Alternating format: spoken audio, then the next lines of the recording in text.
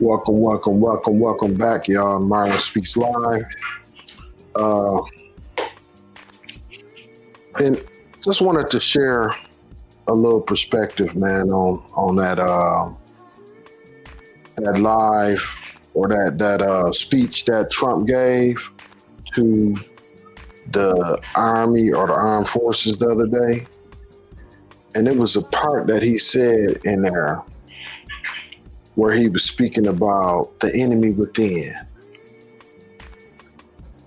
And I wanted to give some perspective on when he said the enemy within. Trump was right. But let me play this video for those of you that may have not seen it. Let me play this video for you guys. And then I'm gonna add my why I think he was right. I'll come back. Only in recent decades did politicians somehow come to believe that our job is to police the far reaches of Kenya and Somalia, while America is under invasion from within. We're under invasion from within. No different than a foreign enemy, but more difficult in many ways because they don't wear uniforms. At least when they're wearing a uniform, you can take them out. These people don't have uniforms. But we are under invasion from within. We're stopping it very quickly. After spending trillions of dollars defending the borders of foreign countries, with your help, we're defending the borders of our country from now on. Only in recent. So, yeah, let me give my perspective on that part. You know, the whole speech was a bunch of bullshit, but he was right about the enemy within. And I'm gonna say the enemy within is the enemy within his mind, the enemy within his spirit, the enemy within all these MAGA people spirit is the enemy. They're within, like within them. The enemy is within Trump. That weird perspective, like, so when he said Kenya and Somalia, that was African. So to police, so if he talking about America policing Africa, that's nothing new, right? This country been involved in African affairs and any country's affairs. This country been involved in them for over at least 100 years. Now, what he should have said was getting involved in European affairs, because we all know what happened in World War I and World War II. So, look, that's where America need to be at, right? But nah, America don't need to be in Africa, and America damn sure don't need to be waging war on these people, my people over here that's really been waging war on us since we've been over here. And he got a lot of nerve to think that he finna just send troops into these cities. Man, we dealing with trauma. And violence is a part of how people deal with it. So yeah, a lot of our communities have violence in them, but you know what? That violence is the seed of it is within the white community. Might not be the ones of today. Of course, the devil is calm and cool after they didn't cause mass destruction to a community. Yeah, of course, the devil's smiling and happy and jogging and walking, and you know, that's the devil. Yeah, the devil play tricks. So yeah, that the people of today are the benefactors of the wickedness that their ancestors did. And our people today are the victims of what them people did to our people. So not only do we not need no goddamn military force in our community, we need more just help, just mentally, man. We need more jobs, more opportunities for people. Meet them where they at. Just like we had compassion and empathy for these white on white violent criminals who burning up churches and shooting people. We need that for all of the black community. That's what we need. Instead of y'all want to show empathy and sympathy and give a whole lot of money, basically rewarding these white criminals.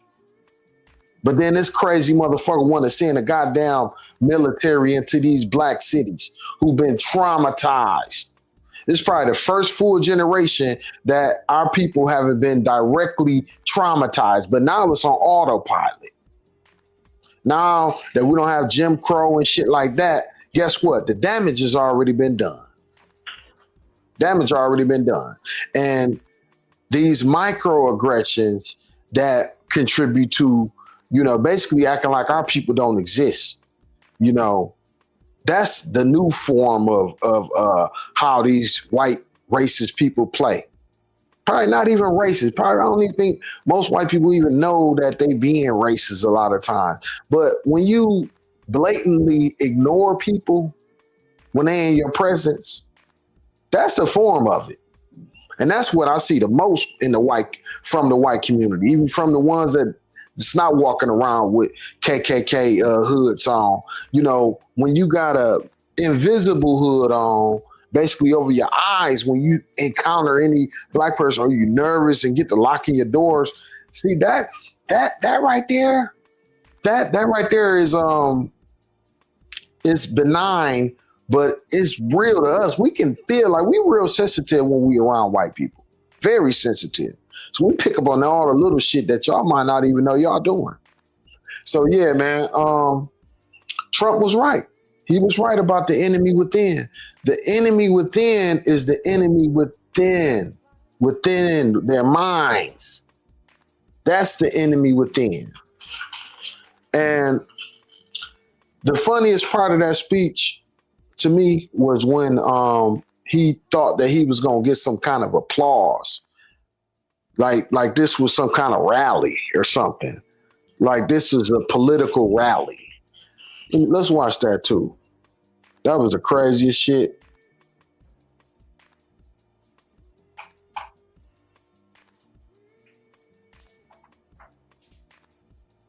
I've never walked into a room so silent before. This is very, don't laugh. You're not allowed to do that.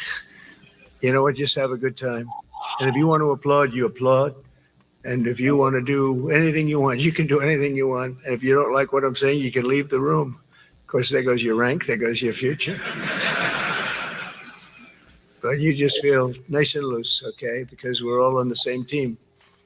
And I was told that, sir, you won't hear a murmur in the room. I said, we got to loosen these guys up a little bit. So you just have a good time. I've never walked into a room so. Yeah, so I interpret that as, when he said you could leave the room, like they basically threatening these people jobs, man. They threatening it. I think what they want to do, just like what I heard Project 2025 based on, is basically eliminating all the people that's not on the MAGA side and putting their own people. But I don't think you can easily just replace generals and high-ranking military people with it's no other replacement for that. So I think they're gonna have to be real careful on how they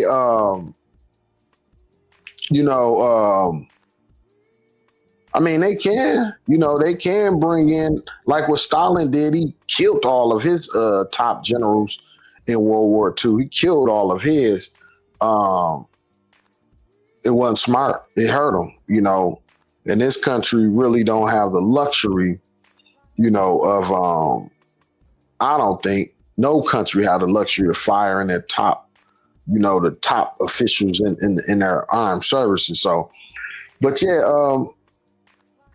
the whole speech to me was full of bullshit. It's full of threats, basically apolitical. Want them to choose a side politically. I never thought I would see some shit like this. My 48 years on this earth, I didn't live through what? 1, 2, 3. Let's see, 1, 2, 3, 4, 5, 6 presidents in my 48 years. that I can remember. Carter was in there when I was born, but I don't remember. But I just never thought I would see the day where, you know, you have a president trying to make the military his own personal military. I never thought I'd see it in America anyway. I just never thought I would see it. So now that we have this, like this is really so the fight is not with guns. It's not with force. The fight is gonna have to come within, and that's what I've been saying the whole time. The real fight is within. That's where all of the real chaos and peace or peace is at. You know, that's the only place that we're gonna solve this crazy dilemma, and it's gonna have to take a lot of educating people on who we all are, like individually and collectively, and how we all complement each other. You know, there's no competing. You know, we're gonna have to get out of these sporting events. You know, I remember I heard one of the famous quotes from Eleanor Roosevelt, and she says, "Small minds think about, small minds speak about people and gossip, basically. Average minds speak about sporting events and, you know, just regular day-to-day stuff." And she said, great minds speak about ideas. So we have some small-minded people that's leading this country. Very small-minded people, because all they do is talk about other people. No ideas. Only great minds can have ideas and come up with something different. You know, speak about new programs, brand new things. The people that we have leading this country, they only point fingers at other people. And I'm including the Democrats. I'm not a Democrat. I'm not no Republican. I'm not none of that shit. What make people think black people are automatically Democrat? I don't know what got into people's mind, especially these days. You know, maybe in the 70s and 80s when it seemed like the two sides really represented what they said they represented. You know, it was kind of new to the whole being able to vote shit. So we didn't know, you know, but now we know. We getting a lot more savvy about our votes now and about who we even think about pledging our allegiance to, which really, if you smart and you got this melanin, you shouldn't be pledging your allegiance to nothing and nobody, nothing but God. But yeah, I think in general, the whole political spectrum and where we at, we really have to look within and get in tune with who we really are as a collective, as a whole, as a nation, and really start to understand how we can complement each other, how we can literally complement each other. Stop thinking that that we're competing. You know, that's the thing I think that's at the core of what's wrong with this nation right now. Everybody competing and comparing. You know, black people say, well, white people do it, why I can't do it? White people saying, well, you're black and that's what black people do. And it's like, what are y'all talking about? We are one thing, literally. That's the first generation that knows. We are the first generation that knows about DNA, genetics. We're the first generation to know that with definitive proof that we all came from the same place. We don't have to rely on no religion. We don't have to rely on stories handed down from ancestors. We actually have definitive proof that we are all one thing. And how we got to be one thing, when, where, all of the questions, all the boxes are checked now. No more guessing. I think that should be a reason to celebrate. All these years we didn't know. We coming up with these religions, we freestyling basically on how humanity started. But now we don't have to freestyle no more. We can literally say, okay, we know we all us, and we know how. We know when, where. Guess what? Now let's do what our ancestors couldn't do. Let's do what our ancestors couldn't do. Let's hold hands. Let's compliment each other. Let's each one teach one, literally. Yeah, we all the same. Different hues, so what? Different mutations of the original hue, so what? We still all the same. We still all originated at the same place at the same time. We just travel different paths, but we're all the same, man. And that's the beautiful thing. That's what I look at when I look at humanity. I look at the common thread. You know what I'm saying? So, but yeah, man, this administration is leading us to the depths of hell. That's just what I feel like. So if you wasn't here earlier in the video and you just catching on, I said Trump was right. He was right about the enemy within, but the enemy within is the enemy within our minds and bodies and spirits. That's the enemy within, not black people. But guess what? That's actually valid because black people is within everybody. Yeah, black people is within Trump. He's black within too. So we're all trying to, be the best version of ourselves. And the worst version of ourselves is at constant odds with the best version of ourselves. The worst is at constant odds with the best. So we're always fighting within. I'm having some conflict with some of my viewers that hit me up and telling me I need to be more provocative. I need to just think about the money. I need to make some content that's going to get me rich. And you know what I said? I said, that's part of the problem. That's why this shit's so fucked up now. Because everybody just focus on what can get them paid. Instead of, I told them, I said, listen here, I want to put the truth out here. The truth is priceless. It ain't no amount of money that's worth that. You know what I'm saying? It shouldn't be no price on your voice and what the truth is and what things you feel. I'm doing this for something bigger than some goddamn money. I don't care about no motherfucking money. My mind is the money. I'd rather be truthful, be honest, and if money come, it come. I'm not doing this for no money, though. Doing this because I feel compelled to do it. I'm cutting my grass right now. I didn't plan on doing no video. I just felt compelled to come down here and do this video, because I just feel like it's something that I got to share. It's some perspective that I want to add to a lot of different things that's going on in the world right now. And I think it's a critical time. I've been feeling like this. I've been feeling like this a long time. Probably ever since Bush got in there, the second Bush got in there. I've been feeling like this a long time. And when Barack got in there, I was just like, you know what?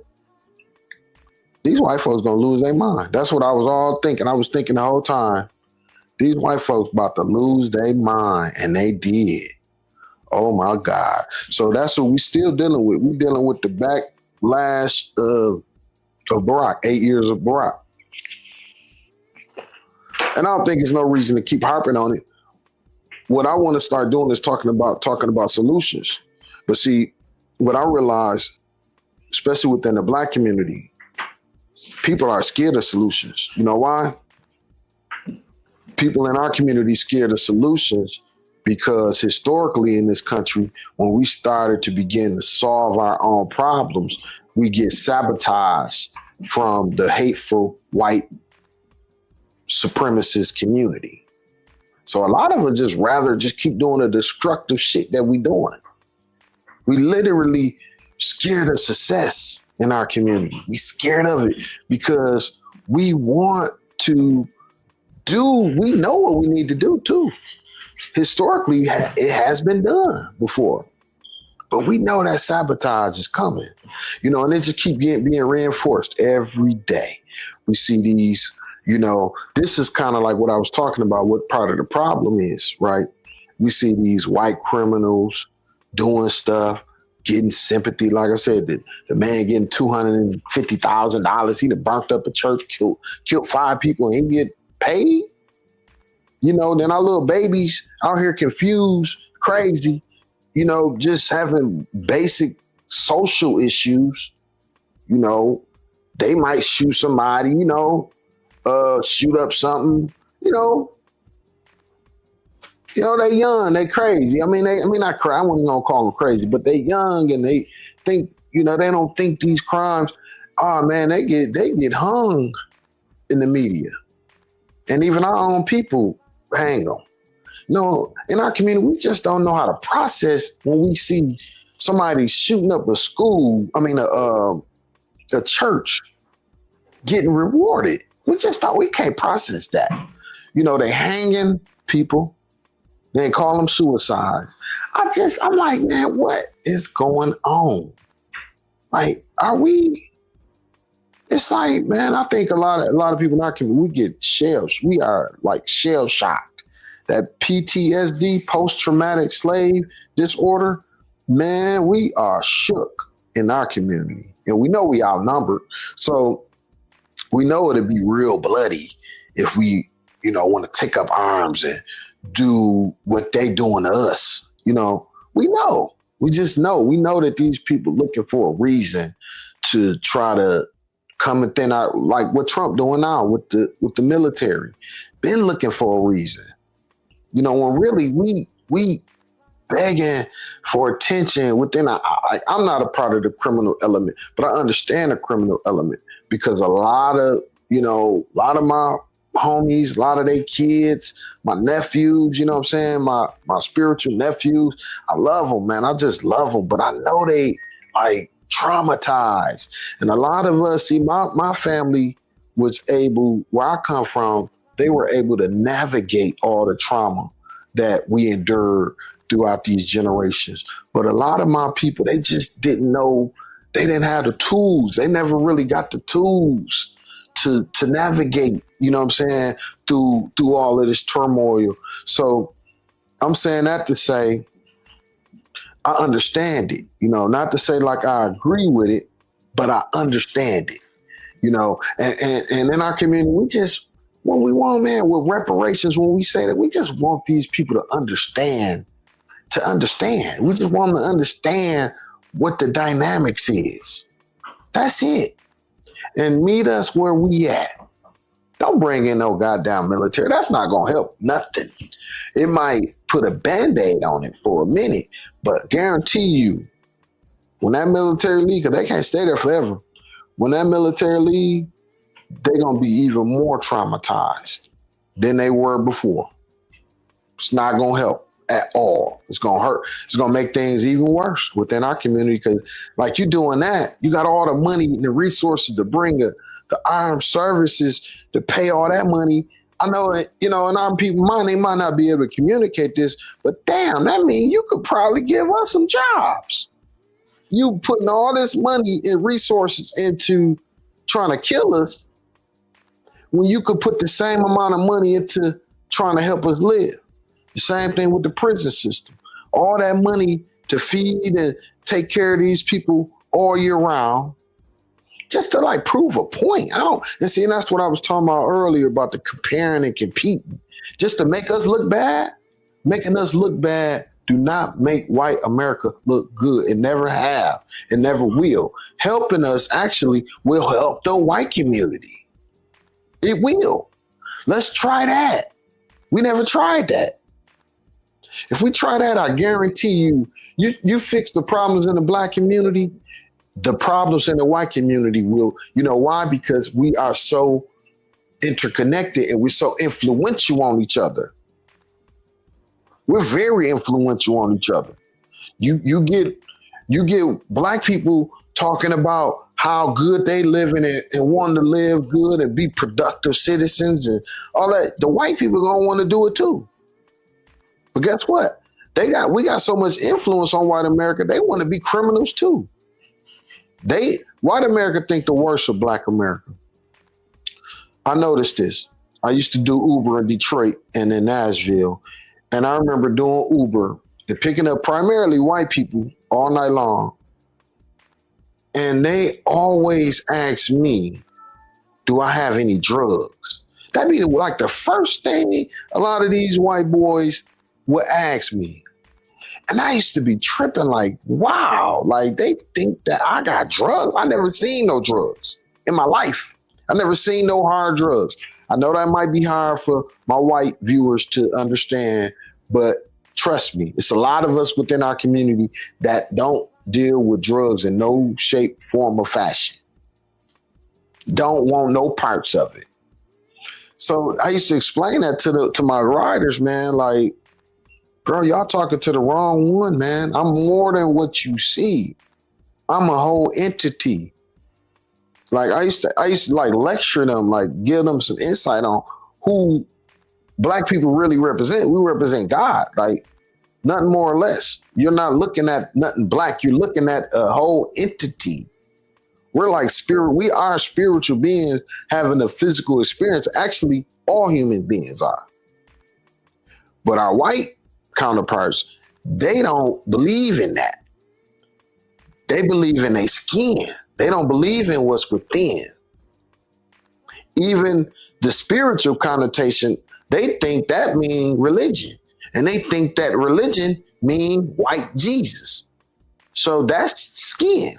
You believe in that skin on white Jesus. So that's where a lot of white people, God is. It's in their skin.